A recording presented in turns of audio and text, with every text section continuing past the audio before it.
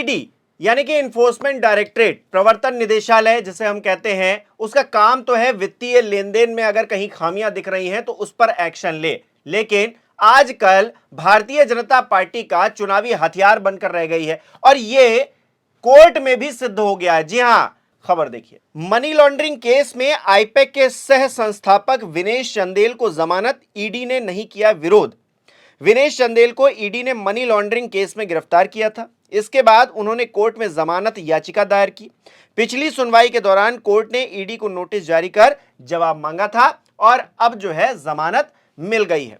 बड़ी बात यह है कि ईडी ने कोई विरोध इस जमानत याचिका के खिलाफ नहीं किया और यह गिरफ्तारी हाल फिलहाल में हुई है। 13 अप्रैल को ईडी गिरफ्तार करती है विनेश चंदेल को और आरोप लगाती है कि इन्होंने मनी लॉन्ड्रिंग की है। लेकिन 17 दिन बाद ही ईडी कोर्ट में कोई विरोध नहीं करती है जमानत को लेकर। यह कितनी हैरान करने वाली बात है दोस्तों। सोचिए, 13 तारीख को गिरफ्तारी और 30 तारीख को जमानत। इतनी जल्दी किसी को जमानत मिलती है क्या, वो भी धन शोधन के मामले में। जी हां, मनी लॉन्ड्रिंग के मामले में, क्योंकि पूरी ट्रेल निकालनी पड़ती है, पूरी जानकारी छानबीन करनी पड़ती है। तो क्या ईडी ने सब कुछ कर लिया जो इस जमानत का विरोध नहीं किया, या फिर बात कुछ और थी? बात बंगाल चुनाव से जुड़ती है क्या? क्योंकि 13 तारीख को आपने गिरफ्तारी की, उस वक्त चुनावी अभियान जो है पीक पर था और 30 तारीख को चुनाव खत्म हो जाते हैं। 29 तारीख को आखिरी चरण का मतदान बंगाल में होता है और उसके बाद में 30 तारीख को जमानत मिल जाती है। एग्जिट पोल बताते हैं कि भारतीय जनता पार्टी जीत रही है बंगाल को। तो ऐसे में क्या समझा जाए? आईपैक, वो संस्था जो ममता बनर्जी के लिए काम करती है पिछले कुछ सालों से, उस संस्था के जो डायरेक्टर हैं उनको आप पकड़ लेते हैं, उनको आप गिरफ्तार कर लेते हैं चुनाव से ठीक पहले, और उसके बाद में आप उन्हें 30 तारीख को यह कहकर छोड़ देते हैं कि इन्होंने जांच में सहयोग किया है, हमको कोई दिक्कत नहीं है, इनको जमानत दे दी जाए। तो जमानत भाई पहले भी मांगी गई थी, तब तो नहीं दी गई, तब तो ईडी ने ऐसा कुछ नहीं कहा। अब ईडी अचानक से क्यों उसका हृदय परिवर्तन हो गया है कि विनेश चंदेल को वो जमानत देने का विरोध भी नहीं कर रहे हैं? बड़ा सवाल खड़ा होता है और इसके पीछे जो राजनीतिक षड्यंत्र है वो कहीं ना कहीं खुलकर सामने आ गया है। आम आदमी पार्टी के नेता हैं संजय सिंह, वो क्या लिख रहे हैं? मोदी शाह की कितनी बेहतरीन तानाशाही है। चुनाव के पहले आईपैक के लोगों को गिरफ्तार करो, टीएमसी के चुनाव को बर्बाद करो, चुनाव के बाद ईडी का कमजोर विरोध कराकर अदालत से जमानत करा दो। वाह भाई, ज्ञानेश कुमार मान गए, गुरु गजब चुनाव कराया है। दोस्तों, आज सत्ता की आंखों में आंखें डालकर पत्रकारिता करना मुश्किल हो गया है। हमारे 4 PM नेशनल यूट्यूब और फेसबुक चैनल को, जिसे आपका प्यार और विश्वास हमेशा से मिलता रहा है, उसे बंद करके सरकार ने यह साबित कर दिया है कि वो आपके सवालों से कितना डरती है।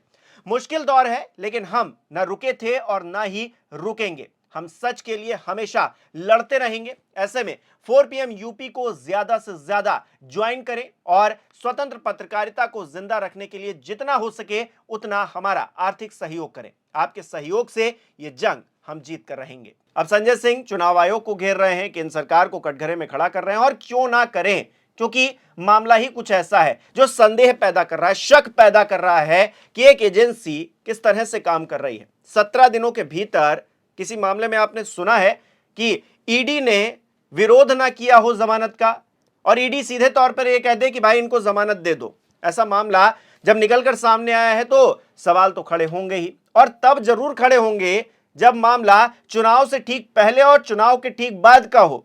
क्योंकि दिल्ली में इससे पहले हम मामला देख चुके हैं। अरविंद केजरीवाल, पूरी उनकी जो कोर टीम है, बड़े बड़े जो नेता हैं, उनको दिल्ली चुनाव से पहले किस तरह से जेल में डाल दिया गया, उसके बाद उनको जेल से बाहर कर दिया गया।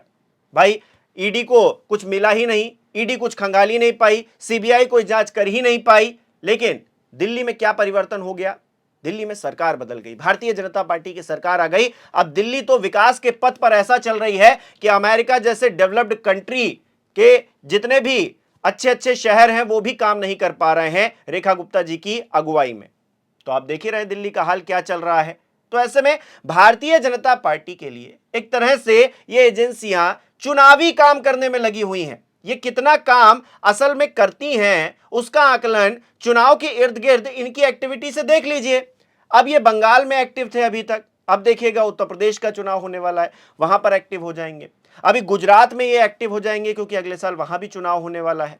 पंजाब में एक्टिव हो जाएंगे क्योंकि वहां भी चुनाव होने वाला है। तो उन राज्यों में ईडी एक्टिव होती जाती है जहां पर चुनाव होता है, और वहां के जो नेता हैं, प्राइमरी नेता हैं, जो विपक्ष में बैठे हुए लोग हैं, उनको टारगेट किया जाता है। उनको सीधे तौर पर कहीं ना कहीं दबाने के लिए, उनका मुंह बंद करने के लिए इन एजेंसियों का इस्तेमाल किया जा रहा है, जो प्रूफ हो चुका है। अब इससे ज्यादा किसी सबूत की जरूरत नहीं है दोस्तों। जब कोर्ट में ईडी विरोध तक नहीं कर रही है जमानत का, 17 दिन पहले आपने गिरफ्तारी की है, तो फिर क्या समझा जाए। और चुनाव से ठीक एक दिन बाद, दूसरे फेज के मतदान के दूसरे दिन बाद आप इस तरह से कह रहे हैं। और अब हम देखेंगे कि आप इस मामले में कितना एक्शन लेते हैं। आईपैक के जो ये विनेश चंदेल हैं, ये कितनी बार और जेल जाते हैं, कितने दिनों तक आप इनको कालकोठरी में रखते हैं और क्या साबित कर पाते हैं। सबसे बड़ी बात यह भी है दोस्तों कि ईडी कितना साबित कर पाती है। 2014 से आप अगर आंकड़े देखेंगे तो हैरान हो जाएंगे, ईडी का कन्विक्शन रेट कितना डाउन है।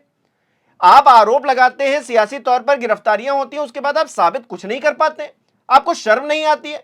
जो अधिकारी काम कर रहे हैं ईडी, सीबीआई, केंद्रीय एजेंसियों में, हालांकि ये तो आपस में भी लड़ते हैं, ये भी मामले निकल कर सामने आते हैं, एक दूसरे पर आरोप भी लगाते हैं, हम देख चुके हैं ये भी। लेकिन कम से कम नजर तो आना चाहिए ना कि आप निष्पक्ष हैं, आप जो एक्शन ले रहे हैं वो देश हित में है। लेकिन यहां तो बीजेपी के हित में हर चीज नजर आ रही है, बीजेपी के फायदे के लिए काम हो रहा है। और ये अब किसी सबूत की जरूरत नहीं है, ये मामला अपने आप में ये दिखाता है। 13 तारीख को गिरफ्तारी, 30 तारीख को जमानत का विरोध नहीं करा आपने और जमानत मिल गई, और सब कुछ सामने है आपके, आप देख ही रहे हैं। अब कोई एक्शन होगा, कितना एक्शन होगा, इसका आकलन आप करते रहिए। चुनाव तो हो गया, और जो एग्जिट पोल्स के नतीजे निकलकर सामने आ रहे हैं, जो तस्वीर बनाई जा रही है, उसमें भारतीय जनता पार्टी टॉप पर है। कोई हैरानी नहीं होगी इस बीच अगर भारतीय जनता पार्टी वहां पर जीत भी जाती है, क्योंकि भारतीय जनता पार्टी ने शाम दाम दंड भेद हर तरह की राजनीति को अपनाया है बंगाल के अंदर। हम देख रहे हैं कि चुनावी मैनिफेस्टो से लेकर वहां पर पुलिस अधिकारियों की तैनाती तक, और चुनाव आयोग की जो भूमिका रही है एसआईआर को लेकर, हर तरह से मैनिपुलेशन किया गया है। और ममता बनर्जी को टारगेट करना हो या फिर उनकी जो मदद कर रहे हैं उन संस्थान को करना हो, आईपैक का हमने हाल देखा ही। तो भारतीय जनता पार्टी वहां जीत जाएगी, लेकिन ये देश कहीं ना कहीं जो परिस्थितियां देख रहा है, जिससे ये देश गुजर रहा है, वो अपने आप में बहुत ज्यादा दयनीय है, इस लोकतंत्र के लिए अच्छा नहीं है। इस तरह से ईडी पर शक किया जाना, इस तरह से कोर्ट की भावनाओं पर शक किया जाना। अभी अरविंद केजरीवाल ने एक जज साहिबा पर जो है सवाल खड़ा कर दिया कि भाई हम जो है हमको आपसे उम्मीद नहीं है न्याय की। तो ये कितना बड़ा मामला है दोस्तों, ये कोई छोटा मामला नहीं है। कुछ लोगों को लग रहा होगा सियासी तौर पर आरोप प्रत्यारोप लग जाते हैं, चलिए कोई बात नहीं, लेकिन ये बहुत बड़ा मामला है। खैर, अपने आप में वो एक अलग परिस्थिति है, लेकिन आईपैक के मामले में जिस तरह से ईडी ने अपनी भूमिका दिखाई है, वो कहीं ना कहीं संदेह के घेरे में है। और ईडी की जो एक साख है वो इस मामले के जरिए और भी ज्यादा गिर गई है, और कितना गिरेगी ये देखना अभी बाकी है। फिलहाल के लिए इस वीडियो में इतना ही। इस वीडियो को लाइक और शेयर जरूर कीजिएगा। अगर आपने हमारे चैनल को सब्सक्राइब नहीं किया तो वो भी जरूर कीजिएगा। बहुत बहुत धन्यवाद।